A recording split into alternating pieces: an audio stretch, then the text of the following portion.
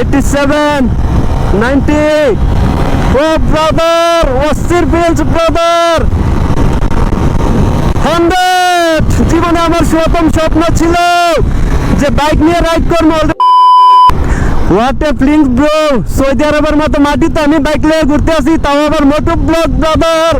জোস জোস।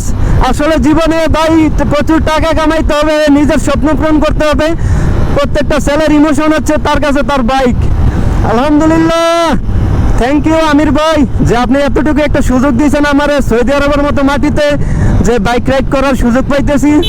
মানে কি আসলে আমার একটা স্বপ্ন ছিল যে আমি কোনো একদিন বাইক নিয়ে রাইড করবো বাংলাদেশে, কিন্তু আমি জানি না, কোনোদিন কল্পনাও করি নাই যে সৌদি আরবের মাটিতে যে আমি বাইক নিয়ে রাইড করতে পারবো। এটা হচ্ছে যে শেখ হাসিনার নৌকা এখন সৌদি আরবে আইসা পড়ছে। মানে কি অন্যরকম একটা অনুভূতি, আপনাদের মাঝে বইলা বোঝাতে পারবো না। আর যদিও আমি বেশি দূরে যাই নাই, কারণ এখন বর্তমানে রাস্তা ফাঁকা আছে, তো সেটাই আপনাদের মাঝে শেয়ার করতেছি। এটা হচ্ছে যে সৌদি আরব। ওয়াও ব্রো, ফাঁকা ফাঁকা একদম রোড ব্রো।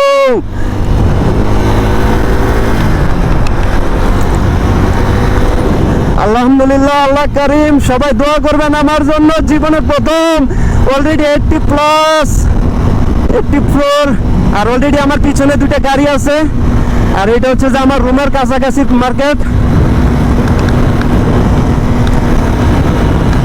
87, 90.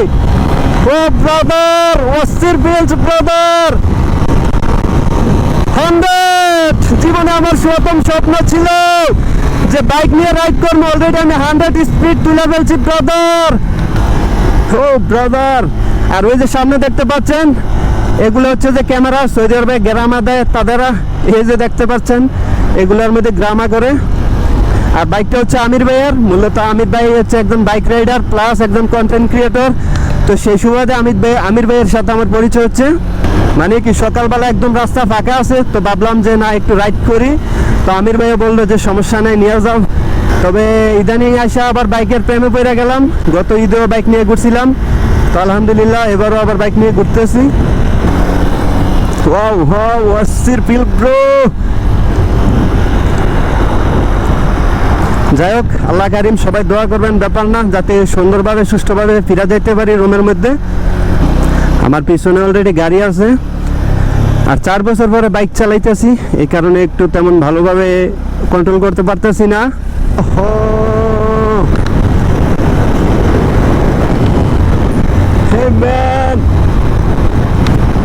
এগুলো হচ্ছে বলদিয়ার গাড়ি, যারা সৌদি আরবে গেরামা করে।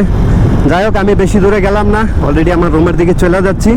অনেকদিন পরে বাইক চালাইলাম, খুবই ভালো লাগলো। সবাই ভালো থাকবেন, সুস্থ থাকবেন। আর অবশ্যই যারা আমার পেজে ভিডিও দেখেন অবশ্যই কন্টিনিউ পেজটা ফলো করে রাখবেন। আসসালামু আলাইকুম।